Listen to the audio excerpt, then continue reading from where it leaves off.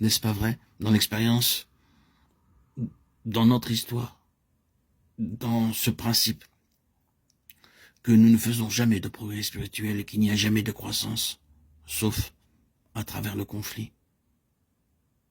La seule manière par laquelle nous croissons, c'est quand il y a quelque chose à surmonter, ou que notre vie spirituelle doit prendre le dessus sur quelque chose. C'est une loi dans la nature, et aussi dans la grâce. Il n'y a aucun progrès sans lutte. Veuille Dieu que nous puissions être capables de regarder à lui à chaque instant. Nous croyons que cela peut être vrai comme un fait objectif, mais qu'il nous délivre d'être seulement saisis par une vérité.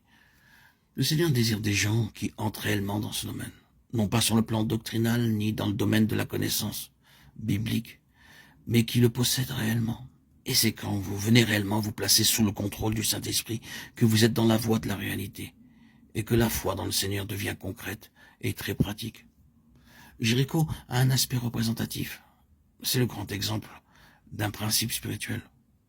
Tout d'abord, vous devez occuper une position céleste. Non pas une position terrestre, ni la manière de faire les choses selon l'homme. C'est la mise en pratique de ce principe que nous voyons avec Abraham. Quand cet homme a essayé d'agir, quel affreux désordre c'était, car il touchait la terre. Il en était de même avec Moïse, quand il prenait les choses en main, intervenant auprès de l'Égyptien et de cet Hébreu, quel affreux désordre. Ici, c'est le travail de la discipline, et Josué considère tout cela comme une histoire spirituelle.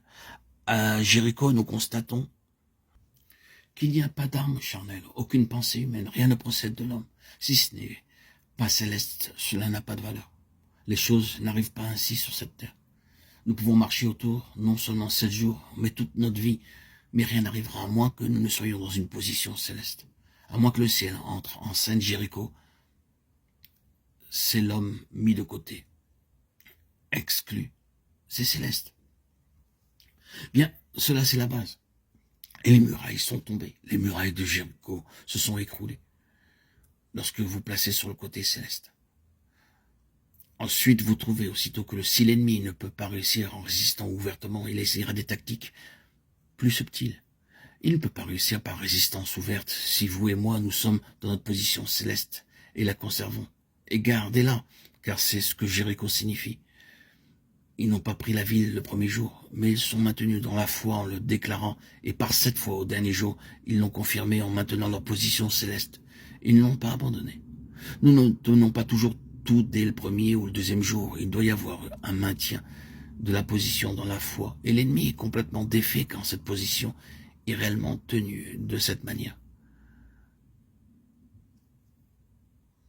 Quand il est gardé, en anglais on pourrait traduire ça par worsted. C'est une expression signifiant peigné par la laine au peigne fin. Et ici, on parle de l'ennemi qui est le diable. Lorsqu'il est passé au peigne de cette façon, il doit battre en retraite, s'il le peut éventuellement. Et alors, il interviendra et reviendra plus subtilement.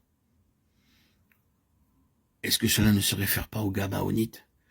Ils agissaient subtilement pour introduire quelque part le domaine terrestre. Ce fut la même chose avec Arcan et Haï.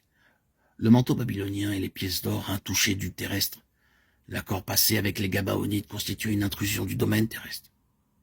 Nous ne devons pas penser que c'est toujours fait de manière ouverte et claire, par une guerre spirituelle directe. Nous devons percevoir quand le terrestre est manœuvré par l'ennemi, quand il y a l'introduction de quelque chose qui établit un contact avec ce qui est maudit et avec lequel Dieu ne peut pas être d'accord. Comment est-ce que cela se fait?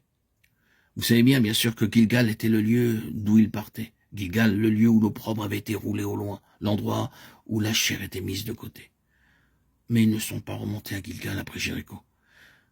Ils se sont dirigés droit sur Haï, alors que c'était la coutume de toujours remonter à Gilgal après toute avancée ou toute conquête. Retourner à Gilgal pour sortir encore de Gilgal. Cette fois, ils ne remontèrent pas de Gilgal, ils sont allés en avant.